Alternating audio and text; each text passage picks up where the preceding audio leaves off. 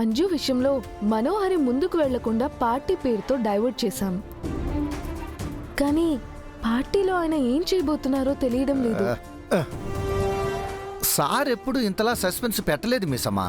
ఏదైనా ప్లాన్ చేస్తే ముందే బయట పెట్టేవారు. ఈసారి మనకు కూడా చెప్పకుండా సార్ ఏదో చేయబోతున్నారు.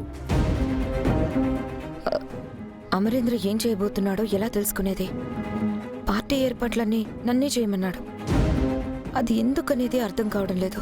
ఒకవేళ నన్ను పార్టీకి పిలిచి నన్ను చంపేస్తే? అమర్ ఆ పని చేయాలంటే పార్టీ అరేంజ్ చేయాల్సిన అవసరం లేదు. ఈ మాట అమర్ సార్ కూడా చెప్పారు మేడం. నన్ను చంపక మన బేబీ గురించి చెప్పక అమరేంద్ర ఏం చేయబోతున్నాడు? చాలా టెన్షన్గా ఉంది రాథోడ్. ఆయన ఏం చేయబోతున్నారు? అదే నాకు ఎగ్జైట్మెంట్గా ఉంది మిస్సమ్మా. పార్టీలో సార్ ఏం చేయబోతున్నారన్నది సాయంత్రం వరకు ఆగాల్సిందే. అప్పటి వరకు మనకి సస్పెన్స్ తప్పదు.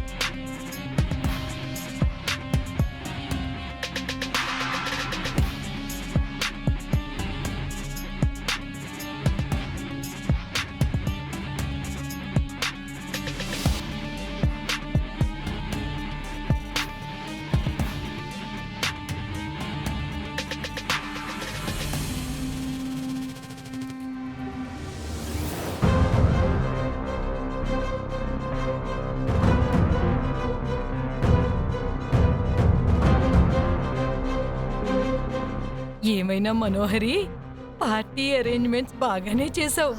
నీకు మంచి ఎక్స్పీరియన్స్ ఉంది.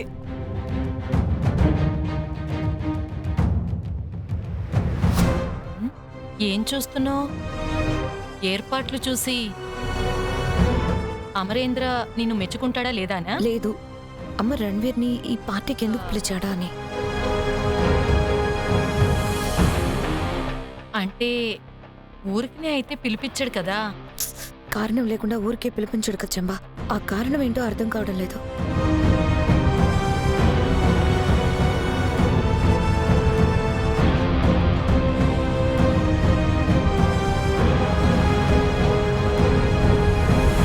మనోహరి, అదిగో రణవీర్ వచ్చాడు, వెళ్ళి మాట్లాడు. నేను తర్వాత మాట్లాడతాను.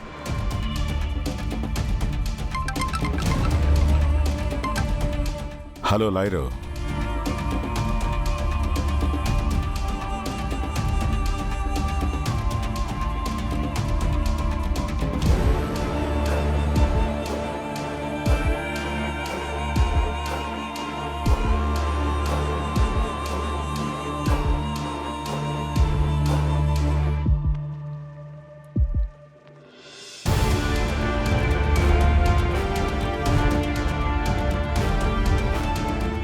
చూసావా మిస్సమ్మా, మనోహరి ఎంత టెన్షన్ అవుతుందో? దాని టెన్షన్ రణ్వీర్ ఎందుకు వస్తున్నాడా అని. ఇన్ఫ్యాక్ట్ నాకు టెన్షన్గానే ఉంది, రణ్వీర్ని పిలిచి ఆయన ఏం చేయబోతున్నారా అని. టెన్షన్ ఎందుకు మిస్సమ్మా? ఇంకా సేపట్లో ఆ సస్పెన్స్ వీడిపోతుంది కదా.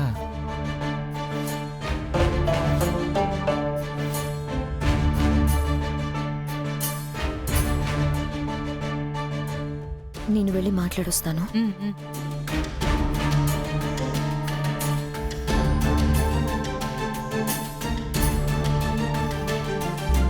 వద్దని చెప్పిన పార్టీకి వచ్చావేంటి? రావద్దని చెప్పాను కదా, అయినా కానీ పార్టీకి వచ్చావేంటి? నేనెప్పుడు ఈ ఇంటికి దొంగచాటుగా వచ్చేవాడిని. ఫస్ట్ టైం దర్జాగా మెయిన్ గేట్ నుంచి వచ్చాను. సరే సరే, రణ్వీర్ వచ్చాడని వెళ్ళి ఆయనతో చెప్పు రాథోడ్. వెళ్ళు వెళ్ళు.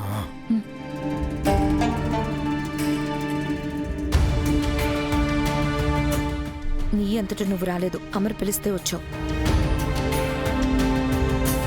అయితే ఏంటి? సార్, రణవీర్ గారు వచ్చారు. వస్తున్నాను, పద. Excuse me. It's okay sir. చూడు రణ్వీర్, ఏ రీజన్ లేకుండా అమర్ నిన్ను ఇక్కడికి పిలిపించి ఉండడు. ఇక్కడ నువ్వు వేసే ప్రతి అడుగు, మాట్లాడే ప్రతి మాట చాలా జాగ్రత్తగా ఉండాలి. ఎందుకు అంత టెన్షన్ అవుతున్నావు? ఎందుకేంటి, ఎన్నో రోజులుగా నేను ఇక్కడ ఎంతో కష్టపడి ఒక నమ్మకాన్ని, స్థానాన్ని క్రియేట్ చేసుకున్నాను. నీ వల్ల అది పాడవకూడదు. నువ్వు ఎంతసేపు నీ గురించి ఆలోచిస్తావేంటి మనోహరి? నా దాకా వస్తే ఇంకేం ఆలోచించను, అది కూడా గుర్తుపెట్టుకో. హలో రణ్వీర్. హాయ్ అమరేంద్ర. వచ్చినందుకు చాలా థ్యాంక్స్. నువ్వు అంతలా పిలిచాక నేను రాకుండా ఉంటానా? రాథోడ్, సార్. రణ్వీర్ని తీసుకెళ్ళి ఏం కావాలో చూడు. ఓకే సార్, రండి సార్. Yeah, thank you.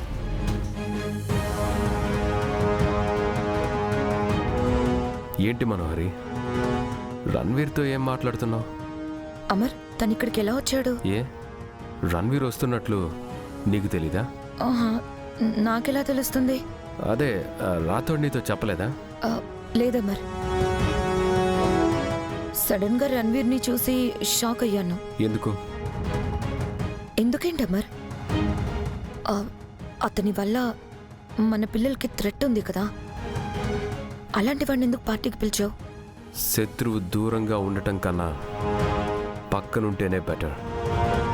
అప్పుడే తన ప్రతి మూమెంట్ తెలుస్తుంది. ఇప్పుడు నువ్వు రణ్వీర్ నుంచి ఏం తెలుసుకోవాలనుకుంటున్నావు? అది ముందు ముందు తెలుస్తుంది.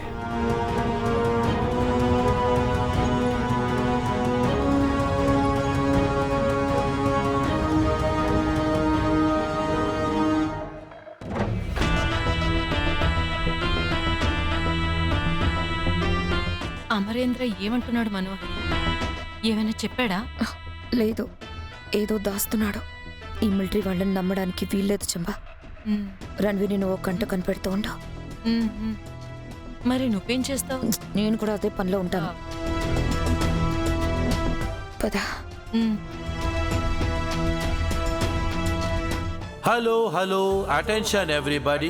మా ఆహ్వానాన్ని మన్నించి ఇక్కడికి వచ్చిన అందరికీ పేరు పేరున ధన్యవాదాలు. ఈ పార్టీని ఇంత గొప్పగా అరేంజ్ చేసిన my friend Amar. Oh sorry, party arrange చేసింది అమరే అయినా అరేంజ్మెంట్స్ చేసింది మనోహరి గారు. వారికి నా ప్రత్యేక ధన్యవాదాలు.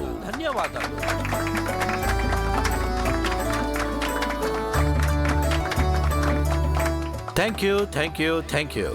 కాశ్మీర్ లో జరగబోయే మా ఫ్యామిలీ ఫంక్షన్ కు ఇది ఒక చిన్న ఎంట్రీ పార్టీ.